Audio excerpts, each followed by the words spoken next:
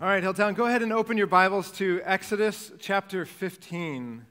Exodus chapter 15, and if you are using a pew Bible, if you don't have a copy of your own Bible, then go ahead and turn in the pew Bible to page 57. That's Exodus chapter 15, page 57. By the way, if you don't have a Bible of your own, please grab the Bible that's in front of you there in the pews. That's our gift to you. And we would love for you to have that. In fact, if you would like to even get it signed, Bob, the old guy, McIntyre, is right here. He can sign it. He's one of the original authors of the Bible. So he was there when this text was written. No, we'd love for you to have a copy of God's Word. And today we're gonna do something rather unique today. We're gonna look at a broader passage in a kind of in a unique way. We're not gonna hone in on one particular passage. We're gonna look at a broader text and sweep over it several times, and then come back to it next week to kind of circle in on this on a deeper level next week. So we want you to see that we're getting this from God's Word. This is not something that's just our opinion, my opinion. So we're walking through the book of Exodus. We've been studying our way through the book of Exodus since September, and we've seen some amazing and vivid, imagination-stirring scenes so far, right? The 10 miraculous plagues, 10 acts of power with rivers of blood that smelled like death, with buzzing swarms of locusts and hail tearing through roofs and killing animals in the fields, angel of death passing over, not touching houses that were already marked with or stained with blood where death had already been, right? These just vivid, unreal scenes that we've seen so far in the book of Exodus. And then last week we saw the Red Sea parted. This minority people had been oppressed and enslaved. They're now being set free. Israel's crossing on dry ground, and then the sea returns, swallowing up Israel's enemies. And God's people burst into song. At the end of it, we studied this. They burst into song, just worshiping God for His grace and His protection and His provision and His freedom that He secured for them. They hardly had to do a thing, right? They never had to draw a sword, and yet the greatest empire on earth had just been conquered, and they were free from its clutches. And we wish, in some senses, we wish we could leave it there, right? They're free, their enemies are gone, they're with the Lord. Just fade to black, roll credits, this is awesome. Like let's just end on this high note here, right? What a great story. It's nice and neat. It's this happy ending. We wish we could just leave it there and end it there. But that's not what happens. In fact, if you look at several Hollywood versions of this story, this is where they end. Like if the Prince of Egypt, this is where that story ends, right? But we're not even halfway through the book yet. It's 40 chapters long, and we're kind of like just settling in here. So look what happens. Jump right into this with me. Read the next few lines that we're going to study. You can hear the singing still echoing in the background in verse 21 of chapter 15, verse 21. It says, "And Miriam sang to them, 'Sing to the Lord, for He has triumphed gloriously. The horse and his rider He has thrown into the sea.'" That's from last week. But then look at verse 22. "Then Moses made Israel set out from the Red Sea, and they went into the wilderness of Shur. They went 3 days in the wilderness and found no water. And when they came to Marah, they could not drink the water of Marah because it was bitter, therefore it was named Marah. And the people grumbled against Moses, saying, 'What shall we drink?'" Let's pause there for a minute. So they're in the wilderness, they're in the desert, right, where biological life cannot be sustained. Human life cannot be sustained. Life is frustrated in the wilderness. And you can't just remember that. That's kind of a key and somewhat obvious, but it's key to understanding this whole passage. They're only 3 days into this journey. But 3 days with no water is miserable, right? And it's hot, it's dry. So here's Moses, their leader, who's been in this very wilderness. We saw this earlier in the book, that he lived here. He shepherded here. He had herded flocks of sheep through this land. He should know where the water holes are. He should know which route to take to get from one point to another. But he can't find anything either. And you kind of feel the heaviness of real life beginning to sink in here and just set over this entire story. Everything has been so victorious. Everything has been so So, like, phenomenal so far. And here, in the middle of it all, it gets just gritty, almost depressing. And it feels like a halt. It feels antithetical to the rest of the story. This is not an easy passage. It's not a glamorous part or a very popular part of the Exodus story. But I tell you what, it's absolutely crucial for you and I to understand this. Because in the book of Exodus, we learn that salvation is how God intervenes in our lives to liberate us, to free us from the things that would otherwise enslave us and kill us. So it's all about freedom, and it's a freedom that's only accomplished by God's work in our lives. And that sounds amazing, and that's being offered to you today, right? But what does that actually look like when it's being lived out? How do we, so we not just are we given this freedom in a legal sense, how do we actually walk in that? How do we experience that? How do we move on from that point when things get hard, after the point of which we've been freed? You can't find a better passage to dive into some of those difficult questions than this passage in front of us. So, this passage, like we said, we're going to go through the end of chapter 15 all the way through the end of chapter 17 in these 2 weeks. There are 3 separate scenes that we're going to look at. The first about water, then about bread, and then about water again. And they're all connected. So first we're going to look at God's people in the wilderness. And we're going to see why they were in the wilderness and what it accomplished for them, like what God's purpose was for them while they were here. So let's look at this. Let's think about why they're there, why we go through the wilderness. Pick it back up with me, Exodus chapter 15, verse 24. We're going to read for a while here. And the people grumbled against Moses, saying, "What shall we drink?" And he cried to the Lord, and the Lord showed him a log, and he threw it into the water, and the water became sweet. There the Lord made for them a statute and a rule, and there he tested them, saying, "If you will diligently listen to the voice of the Lord your God, and do that which is right in his eyes, and give ear to his commandments, and keep all his statutes, I will put none of the diseases on you that I put on the Egyptians, for I am the Lord, your healer." Then they came to Elim, where there were 12 springs of water and 70 palm trees, and they encamped there by the water. They set out from Elim, and all the congregation of the people of Israel came to the wilderness of Sin. But, by the way, this is not the word sin in the English language. This is just transliterated from an ancient Near Eastern word, Sin, which is between Elim and Sinai on the 15th day of the second month after they had departed from the land of Egypt. Verse 2, "And the whole congregation of the people of Israel grumbled against Moses and Aaron in the wilderness. And the people of Israel said to them, 'Would that we had died by the hand of the Lord in the land of Egypt, when we sat by the meat pots and ate bread to the full. For you have brought us out here into this wilderness to kill this whole assembly with hunger.'" Now pause for a minute and skip down to chapter 17, verse 1. We'll pick it up there. It continues and says, "All the congregation of the people of Israel moved on from the wilderness of Sin by stages, according to the commandment of the Lord, and camped at Rephidim. But there was no water for the people to drink, and therefore the people quarreled with Moses and said, 'Give us water to drink.' And Moses said to them, 'Why do you quarrel with me? Why do you test the Lord?'" We'll stop there for now. So you can see this pattern emerging already, right? They go from wilderness to wilderness to wilderness. And it's not getting easier, it's actually getting harder. At first they find water at least, but it's bitter. Then they find an oasis. They have to keep going. They can't find any food. They get hungry. Then they don't find any water at all. So one of the questions arises is why are they here? Why are they even in this place? If God had a plan for them, if he wanted to save them from Egypt, and if he wanted to bring them to this promised land, this land that he said earlier in the book is flowing with milk and honey, all of these good things, all of this lush, like sweet and idyllic environment, why on earth are they here? Why are they in the wilderness?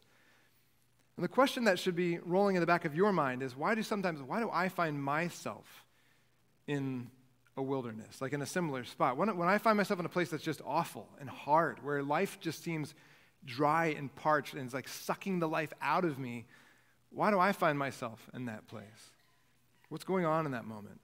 You want to know why. You want to know what's up. You don't want to miss the point, right? So we're confronted with two striking facts that kind of point us to the answer in this text. The first one is more contextual. The first one is timing. Just consider the timing of everything that's happening here in this passage. Remember, all of this is happening after God's people are saved, right? Hear this language here, and let this kind of sink. They were marked by the blood of the Lamb. They passed through the waters of judgment, right? Now they're on the other side. Their enemy is conquered. Their salvation is complete, right? That's the status of God's people right here. And what comes next? What comes after salvation? Wilderness. And so obviously they're not going through this wilderness in order to be saved. They're not going through this wilderness because they're being punished. They're going through this wilderness as a result of having been saved. So that's our first indication of what's happening here. The second is leadership. If you remember, Exodus chapter 13, verse 21 says, "And the Lord went before them by day in a pillar of cloud to lead them along the way, and by night in a pillar of fire to give them light, that they might travel by day and by night." So in other words, every move in every direction, every stop and every start, every turn along the way was by the will of God. It was by the design of God. The reason they're in these awful, dangerous, and uncomfortable places is because God led them there. And for some of you who are in some really difficult places right now in life, some of you who are just emotionally like decimated and really struggling, some of you who are looking at your bank account and you're honestly wondering, I have no idea how I'm going to get through Wednesday because my paycheck doesn't come till Thursday, and I've got this and this that I need to pay, and I've got to put gas in I don't know where this is going to come from. Some of you are wondering, and you've got these same questions. Why am I here? Why does God have me in this place? So what comes for the Christian? You ask yourself this. What comes after salvation? The Bible's word for this, and we'll explain this, the Bible's word for this is sanctification, the long and often difficult process of becoming conformed to the holiness of God, becoming more and more like God himself. So does Israel need this? You better believe it, right? And we saw this in the passage. Do you need it? Do I need it? Absolutely.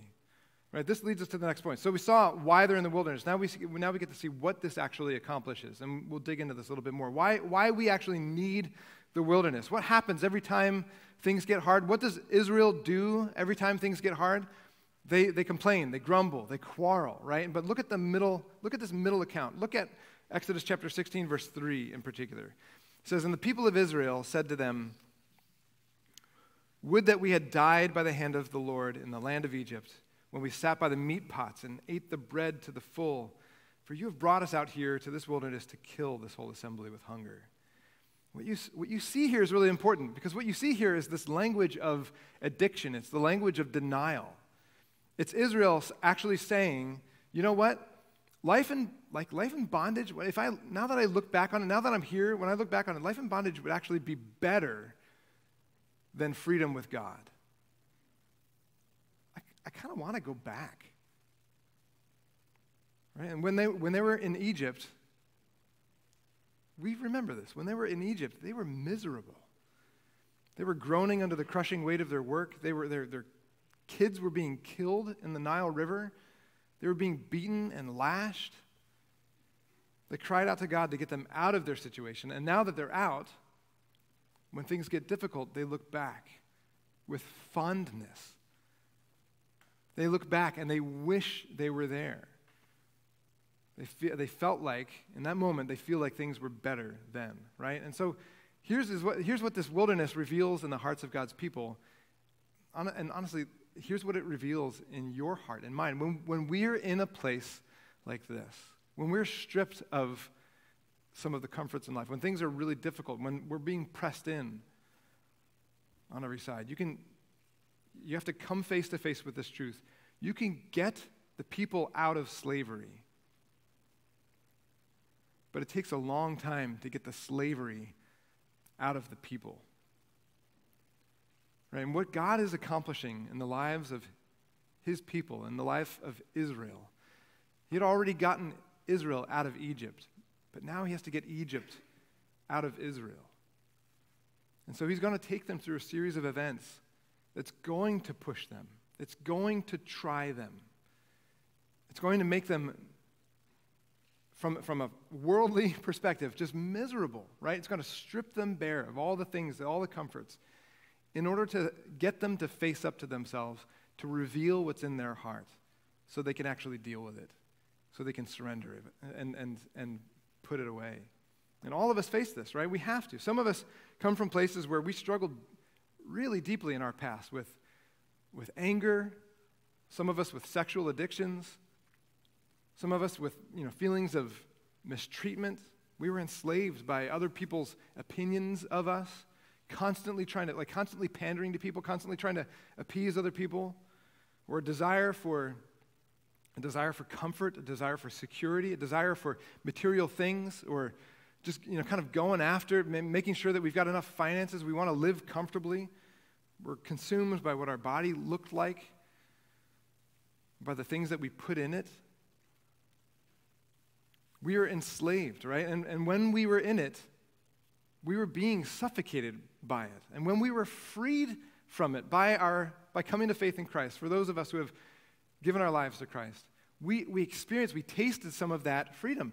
But sometimes when life gets hard, right, when we're being pushed and we're looking and our hunger is wanting to be satiated, our thirst is wanting to be satisfied in something, man, is it tempting to want to go back to that slavery, those things that once captivated us and held us in bondage.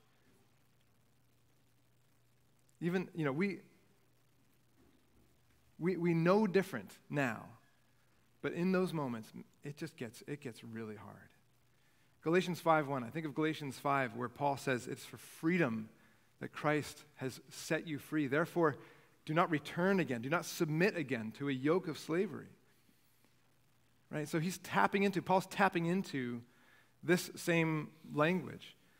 But now that we're free, we're still tempted to look back. So we have to go through this process that God has us in the middle of this wilderness. And it's in the challenges, it's in the troubles, it's in the problems of our lives that God meets us, that God sanctifies us, that God transforms us and gives us the power to surrender and to move beyond those things. Years later, when Moses was reflecting back on this very season, in Deuteronomy chapter 8, he's talking to Israel and kind of coaching them and preparing them for the promised land that they're about to enter into.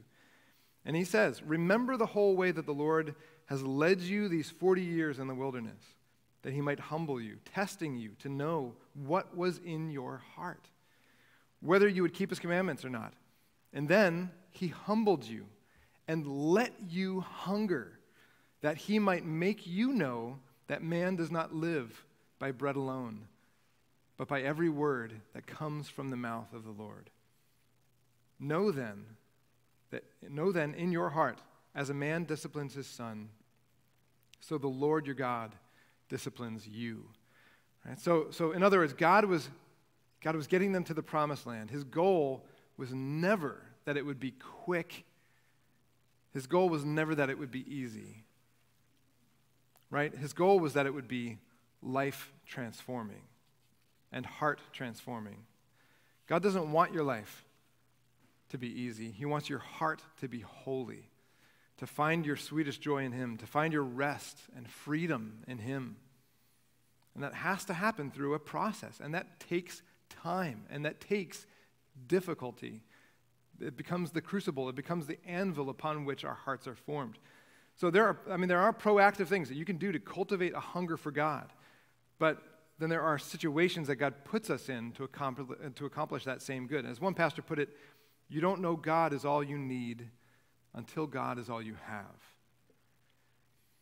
So, one of the fascinating things that kind of ties all of these passages, these three passages, all together, is that they have this one thing in common, and it's this idea of testing. It's actually the word test. Look back again, and we'll do another flyby, but look at these phrases that we see in these texts. Look at Exodus 15, verse 25. It says, "Then the Lord made for them a statute and a rule, and there he tested them."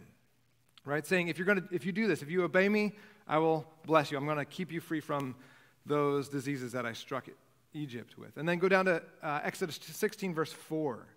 Chapter 16, verse 4. It says, "Then the Lord said to Moses, 'Behold, I'm about to rain bread from heaven for you, and the people shall go out and gather a day's portion every day, that I may test them, whether they will walk in my way, walk in my law or not.'"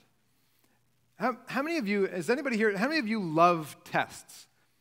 Does anybody here love tests? Good. Nobody, right? Yeah, in our culture today, tests tend to have a pretty negative connotation, right? We don't look at them, fondly. They're often hard. They're rarely designed for everyone to ace them, right? So they're designed to assess us. They're designed to evaluate us. In some cases, they're even actually designed for us to fail them, so it kind of weeds us out and gets us off the track there. But that's not what's going on here. And so we have to remember, there's a little bit of a definition of terms when it comes to understanding what God means when he's talking about testing in the wilderness.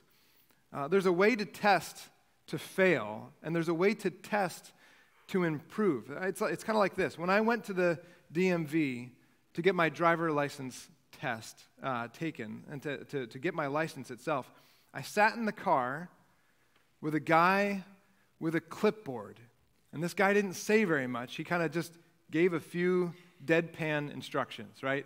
And he sat there with his clipboard, and he had his pen at the ready, and I started to move. And he scrutinized every move that I made, right? The timing, the smoothness, the speed, the legality of what I was doing, right? And what was he doing? He was trying to see whether I would pass or what? Fail, right? That was the goal of his test. Pass or fail. Years later, I took a motorcycle safety course with a bunch of the guys here at Hilltown. And we were with these instructors. One of them was like 70 years old, had been riding this one BMW motorcycle for like 20 years. And just loved it. He was a super nice guy. He had this real chill way about him, which I think riding a bike kind of does that to you. Some of you need to ride a motorcycle.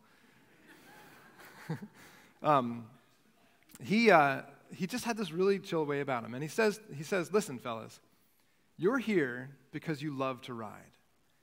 And I'm here because I love that you love to ride." And he says, "I'm here to help you ride like a pro. I will test you, but I'm going to test you so that you pass. I will test you until you pass. And every time you fail, you will get better. The only people who are going to be weeded out of this are those who really don't like to ride. You're not really motorcyclists. You should just go home now. But if you're a real rider, by the end of this day, you will ride out of here with your license." There's a very different approach, right, to these two tests, these two driving tests. One of them wanted to ascertain and to kind of splice the line and say in or out. The other one said, "I'm here for you. I want to help make this happen." One of them, I was nervous around, right? I was worked up, and I probably drove worse with this guy, the first drive tester. Sorry, I don't know. I probably drove worse with this guy because he was scrutinizing everything that I was doing and evaluating and ascertaining whether or not I did it right or wrong. But with the second, it created an entirely different atmosphere, knowing that this guy was for me, for us. Helped me relax, helped me have fun, and it made me acknowledge, if I fail today, it's going to actually be for my good, because I'm going to learn something from it.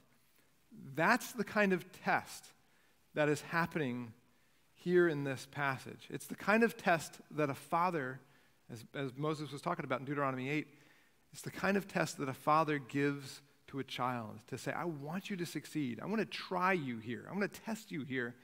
Not because I want to disown you and have a reason to send you out of my house. No, because I love you, and if you fail, I'm sticking with you until you get it right. Because I want for you to someday be able to do this on your own. I want for you to be able to stand on your own. I want for you to look more like me, an adult. That's my goal. That's God's goal in this testing, in the wilderness. So let me tell you why this is so important for you to understand. I've seen over the years people being met with really difficult things in life and getting completely torn apart by it. And I've seen believers, those who have given their life to Christ, those who have trusted Christ and who have spent time in the body of Christ and have spent time studying God's word, be met with difficult things in their life and be totally decimated by it, totally torn apart by it. You see, there's this assumption that's underlying our lives here. And it's so deep that a lot of us don't even realize it's there. It's this assumption that if I live my life right, then my life will go right. Right? If I'm a good person, if I'm good to my neighbors, if I'm a great employee or a great boss, if I'm faithful to my family, if I'm faithful to God, things will go well for me. And there's some truth there, right? But it's complex. It forces you to confront the opposite. If my life goes wrong, I'm forced to say, if that's my assumption, that if I do well, I'll live well. If I do right, my life will go right. That assumption forces you to confront this question of what do you do? How do you react when life goes wrong? If you assume that, then you're forced to say either something's wrong with me, and therefore I hate myself because I'm a failure. Or you say something's wrong with him, something's wrong with God. I don't like him because he's not treating me like I deserve. I've done well. He should treat me well. And if that becomes this sustained theme for any length of time in your life, then it'll poison your life. And I've seen Christians, I've seen Christ followers get stuck out in the wilderness for long periods of time because they had a misplaced assumption going into it. Something has to destroy that assumption. Now, God tests them at the bitter waters at Marah. He tests them in their hunger in the wilderness. But then what happens in chapter 17? Well, let's keep talking about testing here. It says they tested him, right? The people test God. So in Exodus 17, verse 2, it says, and Moses said to them, why do you quarrel with me, and why do you test the Lord? And then later on in Psalm 105, or 106, it says, but they soon forgot. They had been in the wilderness. They had this wanton craving, and they put God to the test. Psalm 106:14. So they turned on God. They took his method of testing them, and they decided to test him. They turned it back on him. So they didn't get it. They didn't see the trustworthy love of their father. They saw a God who owed them something better. They had that same assumption that's kind of underlying some of us that makes it difficult for us to face difficult things in our life. They had that same assumption, so they put God on trial. And watch what happens. Chapter 17, verse 4. It says, so Moses cried out to the Lord, what shall we do with this people? They're almost ready to stone me. And the Lord said to Moses, pass on before the people, taking with you some of the elders of Israel, and take in your hand the staff with which you struck the Nile, and go. Behold, I will stand before you there on the rock at Horeb, and you shall strike the rock, and the water shall come out of it, and the people will drink. And Moses did so in the sight of the elders of Israel, and he called the name of the place Massah and Meribah, which means quarreling and testing, because of the quarreling of the people of Israel, and because they tested the Lord by saying, is the Lord among us or not? So they put God on trial. They put God on the stand, and they filed a complaint, right? And you kind of think of this in legal terms. One commentary that I read talked about how there's all this courtroom terminology all throughout this passage, and you see this jury of elders, these official representatives of the nation come before the Lord, and Moses he's carrying the staff, which ends up becoming the staff of judgment later on. So they put God on probation, withholding trust until they had further evidence as to whether or not he was trustworthy for them. So when God tests us, he brings us into situations that call for trust and endurance and obedience. He challenges us in a way that's going to help us grow.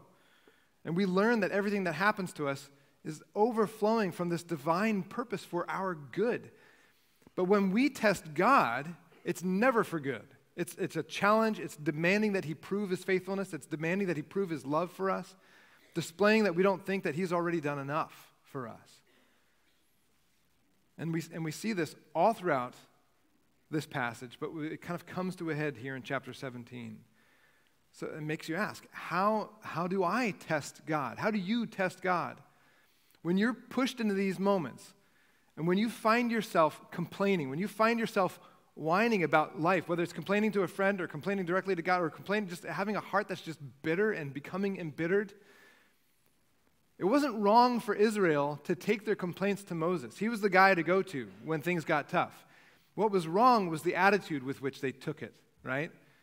They came embittered. They came complaining. So you have to ask yourself, when things get hard, how do I respond? Do I come with this attitude of, okay, this is hard. I know God is in this. This is going to be good. I'm going to win.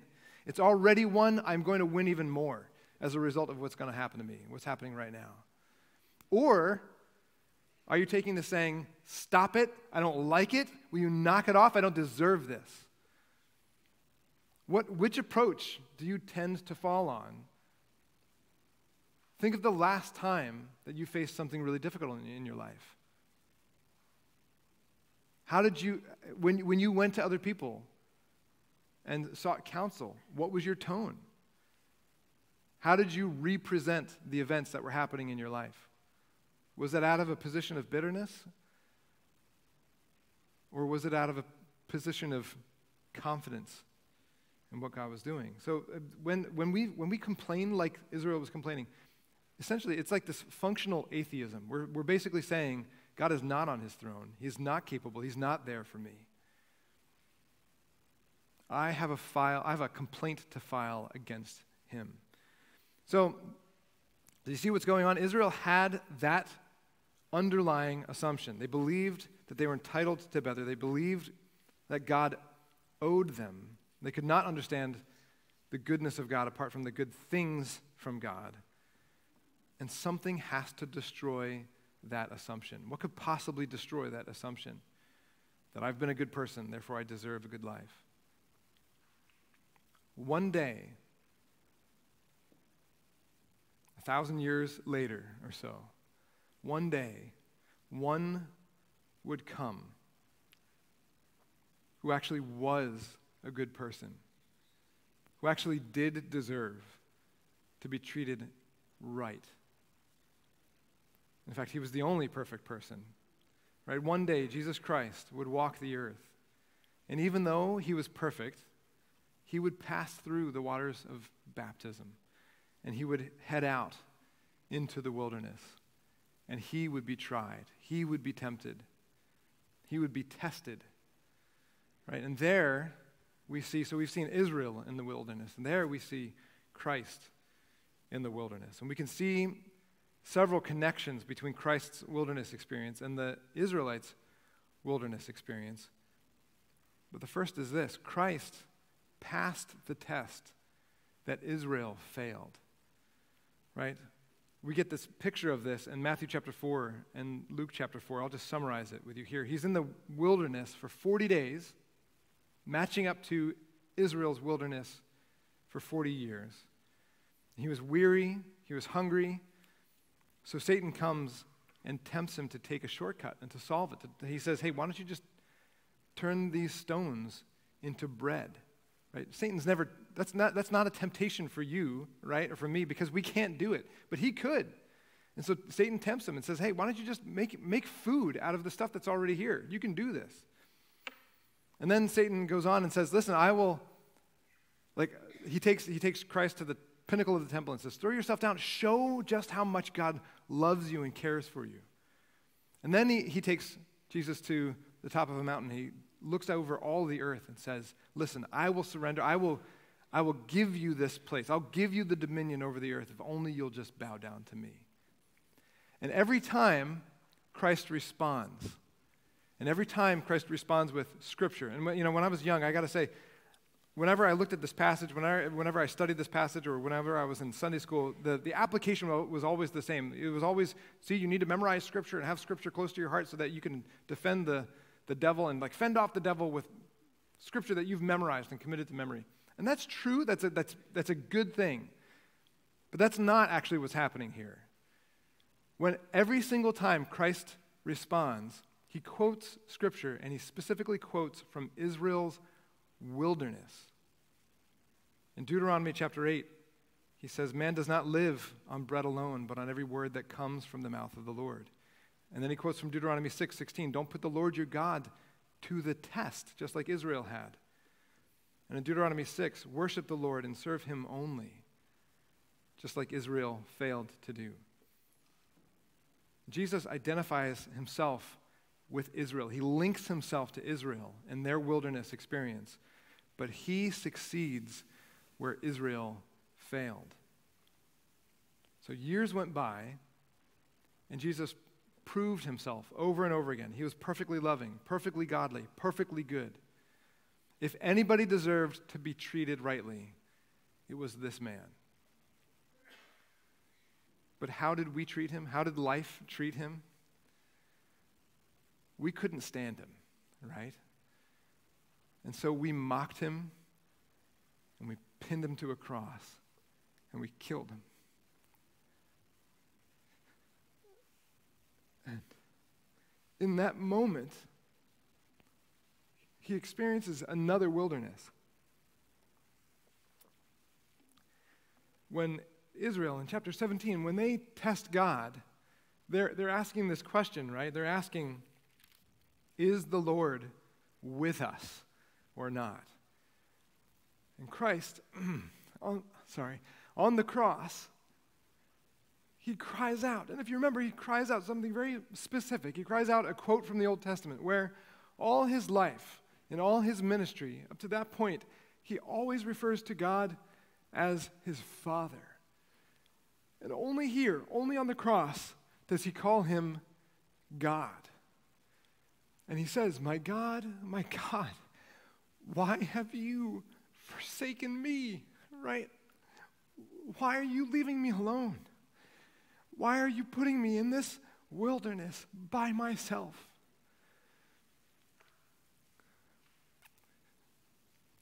And when we're in that moment, when we're assuming life ought to be good for me, God owes me, I don't deserve this, right?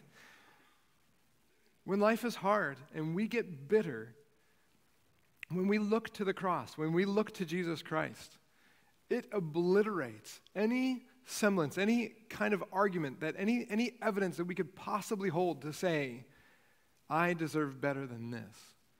Because one came who did deserve better than you. And he took your wilderness and he bore it on the cross. He walked your wilderness and he succeeded where you fail. And he invites you to put your faith on his work so that you don't have to work anymore. You don't have to win your way anymore. You don't have to earn and be good anymore in God's eyes. You don't have to play this cosmic battle of proving yourself to the world or proving yourself to your own heart, proving yourself to God himself. Because Christ has already done it for you. And if you put your faith in him, and if you confess your need for him, and if you look at that wilderness on that cross, if you look at that sacrifice on that cross, and God looks at you And he says, I forgive it all. Right? The bill you owed me was so great that you could never repay it. But my son has paid for it with his very life. And your debt is gone. It's canceled. It's taken care of. Not because you loved me, not because you had any grand potential, not because you tried hard, only because of my grace and my love for you. So Christ passed the test that Israel failed. Christ became the wilderness that Israel wallowed in. And Christ completed it on the cross. That, when you look at that then, when you step back and say, why am I here? Why am I suffering? And when you realize this is like I've been saved. I've been marked by the blood of the Lamb. I went through the waters of baptism. I'm one of His. I'm one of God's own. I'm one of the redeemed. Why am I going through these things? I thought that when I gave my life to Him, things would get easy. When you step and look at these wilderness experiences for God's people, it brings meaning and it brings even joy to the process that God is bringing you through, this long, hard, and difficult journey called sanctification. Him turning you into something magnificent. Him helping you become the you that you were intended to be. And you can't do this by Him just kind of zapping you and making you holy. This is only accomplished by Him leading you through these things that are just downright difficult. And in that we find this, it's not happy, but we find this deep-set joy. And we find it because of the work of Christ. Will you pray with me?